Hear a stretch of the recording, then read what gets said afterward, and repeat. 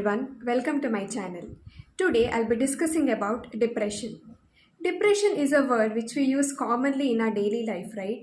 For example, if we see any bad incident or a bad scene or maybe a bad movie, we end up saying that it was very depressing.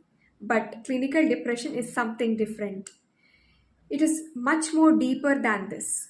So, clinical depression is also known as major depressive disorder or unipolar depression, which is a serious mental condition in which there is a general low feeling to a person and it affects his day to day activities. It can be either work, study, eating, sleeping, and there is a feeling that life is not enjoyable. It is more common in women than men. What are the causes for depression? The cause is usually unknown, but there are some factors which can lead to depression. First one is genetic factor. Second one is biological factor. In our body, there are something known as neurotransmitters. When the neurotransmitter level decreases, it leads to the formation of symptoms of depression.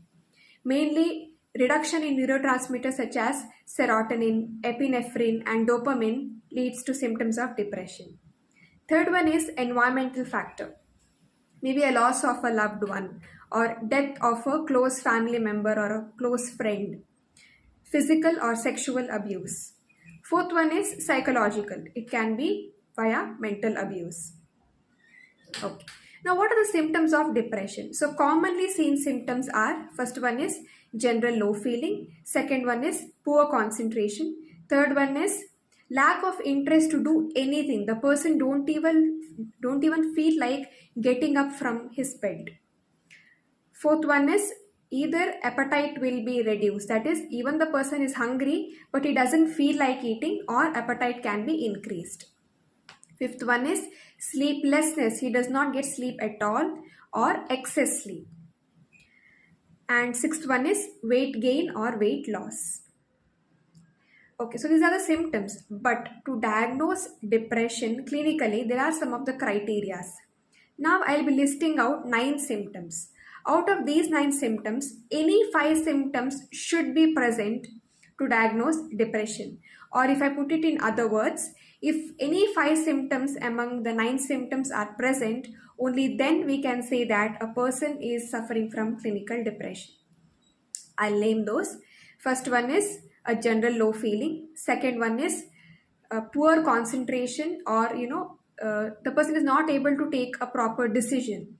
Third one is the person feel that he is unworthy, or he might have feeling of guilty feeling.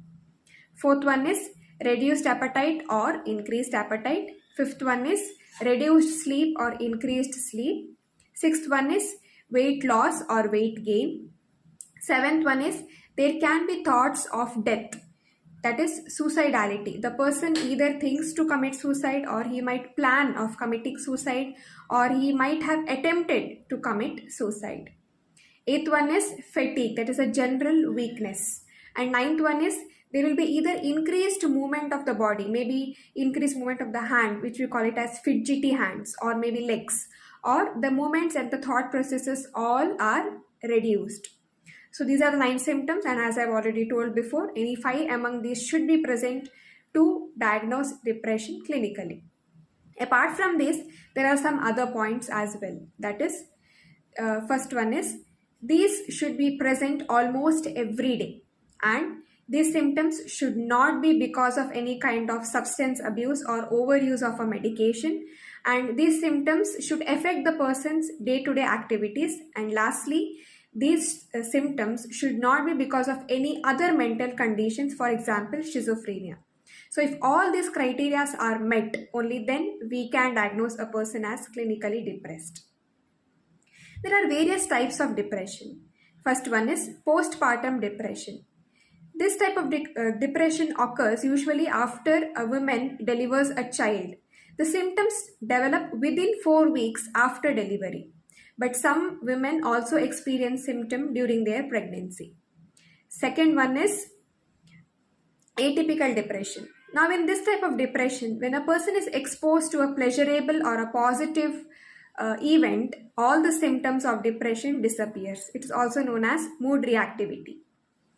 And other symptoms of this is increased appetite, increased weight, increased sleep, and the person feels like his hands and legs are heavy sensation of the limbs. And also the person is very much sensitive to slightest evidence of rejection. He cannot bear rejection, very sensitive to rejection. Third one is melancholic depression. In this type, it is just opposite to that of atypical depression. That is, even if the person is exposed to a positive situation or a pleasurable event, the symptoms do not come down. This is known as melancholic depression.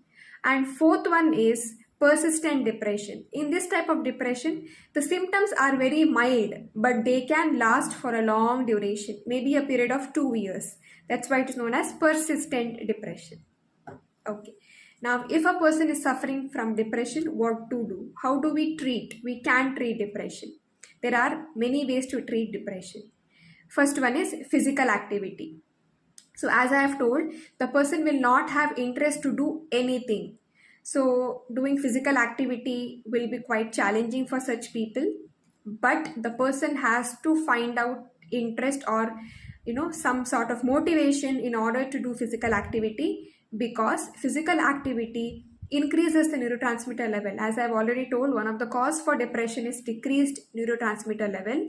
So physical activity will increase the neurotransmitter level and help to overcome the symptoms of depression. And also it increases the body temperature and hence it relaxes the muscles of the body.